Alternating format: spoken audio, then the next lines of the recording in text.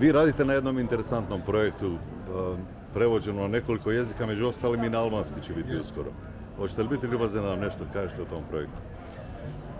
Pa evo, Ogrlica iz Šanliurfe, moj roman Prvijenac, poslije sam ja objavio druge knjige i tako, ima vrlo zanimljiv život od samog početka, ima neke pikanterije koje dodatno daju svježinu životu tog romana. On je objavljen 2014. na bosanskom jeziku, doživio je 5 izdanja i jedno specijalno izdanje za Dan Ajvatovice koji se ovdje festival manifestacija na značajna održava. I onda je to krenulo, bili su mi novinari iz Turske, dao sam intervju za nekoliko turskih medija i poslije jedno pola godine pozvali su me, kaže, donijeli su ugovor za izdavačku kuću Hedže. To je velika izdavačka kuća, značajna izdavačka kuća iz Ankare. I kasnije sam dobio, javili su mi da je objavljen u Turskoj i to mi je bilo još jedan, eto da kažem, uspjeh i satisfakcija i zadovoljstvo. I desilo se, ja sam odavno želio da taj roman da se prevede na albanski jezik, s obzirom da je moja glavna junakinja u tom romanu Đulije Albanka, koja je ovdje u Bosni, njena porodica, to je sve fikcija, ali ja sam tako to smjestio da je njena porodica pobjegla od krvne osvete sa Kosova u Bosnu i tu i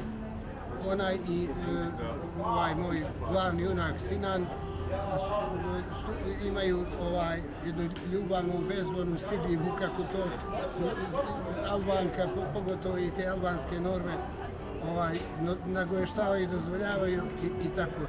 I svega toga ja prvi put u bosanskoj književnosti,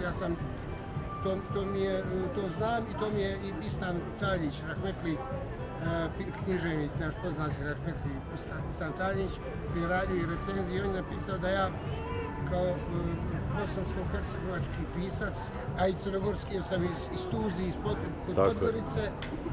Prvi sam, znači, u bosanskoj književnosti koji ulazi u svijet albanske porodice, koji opisuje albansku porodicu, običaje, norme, čak govorim tu i o besi i o pogrešnom nazivu, pošto i ovdje je ustaljeno da Albance nazivaju Šiptari. I oni su to prihvatili, tu velikosrpsku terminologiju ovdje, čak ljudi ovdje, neki moji prijatelji koji nisu nacionalisti, jer to im je od malena ušlo u uho, kažu čak da su oni smatrali to i nekom, da je to zanimanje, šeganje drva, I htio sam kroz lik moje Đulije da objasnim čitavcima u Bosni i Hercegovini da je to pogrešno, da je to kao da kažu za Bošnjake Balija i tako da im kažem da je ispravno Šiptar, nije Šiptar i tako.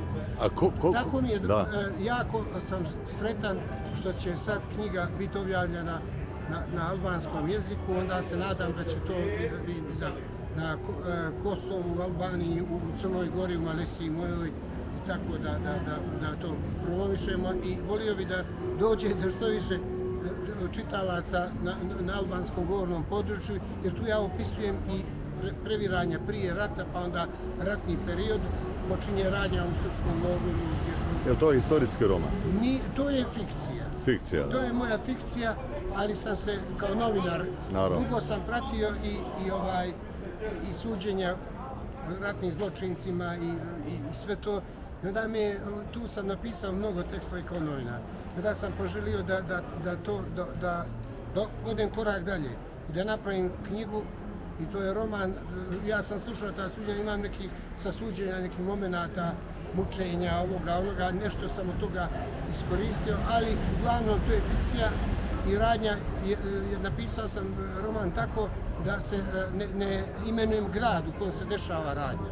Jer svaki dosta gradova u Bosni i Hercegovini mogu se tu prepoznati. Ja sam opisivao Cirih, Švicarsku, Beograd, Podgoricu, ono gdje idu likovi, a nisam radio romana nigdje imenovao u kom se gradu radi. Ovako, Ko je vama pomogao u ovom projektu?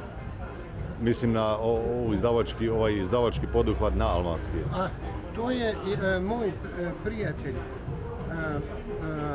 Paško Camaj, doktor Paško Camaj, koji je i potpredsjednik Pan-Albanske federacije Vatra u Americi.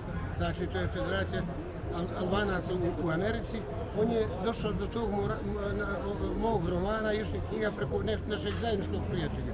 I on kad je pročitao roman, on je rekao on se mora prevesti na albanski. Tako javio mi se i Ko vam je preveo? veoma sam sretan Nikola Camaj. Da. Nikola Camaj iz Tuzije, iz Varesije. I sad to je prevedeno, ja sam jučer čak dobio rukopis prevoda na albanski, završen je prevod, sad se ide na izdavače i tako i nadam se da ću, pošto u Tuzima ima festival književnosti u avgustu negdje, ja se nadam da će do tad roman biti u živoj formi pa da se može promocija završiti. Još jedna stvar. Albanci i Bošnjaci ovdje u regiji, Dobro. osim te jezičke, da kažem, barijere, na neki način, imaju zajedničku sudbinu, možda imaju i zajedničku historiju, međutim vrlo malo se radi na obnavljanju tih na neki način pokidanih veza. Na koji način književnici mogu tu da pomognu? Mogu mnogo da pomognu i književnici, i filmski radnici, umjetnici i tako je. Nažalost, vrlo je malo i saradnje, i spoja, recimo, evo i nažalost Bosna i Hercegovina nije priznala Kosovo, pa onda ima problema, ne priznaje ove kosovske dokumente i tako. I veliki je problem da dođu porodice da se obiđu, jer ima ovdje Albanaca koji su se zatekli i tamo i ne mogu da dođu otac sina da vidi sin oca i tako. To je veliki problem i to se mora rješavati, to mogu upravo umjetnici, ljudi koji sarađuju, tu ima saradnje u svijetu filma, filmske umjetnosti, književnosti, slikarstva i tako.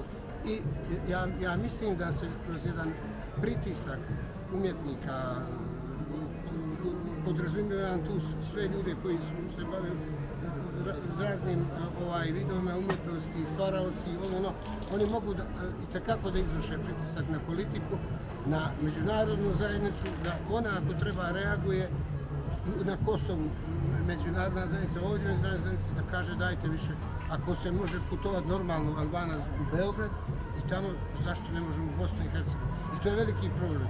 A puno toga veže Albance i Bošnjake, puno toga.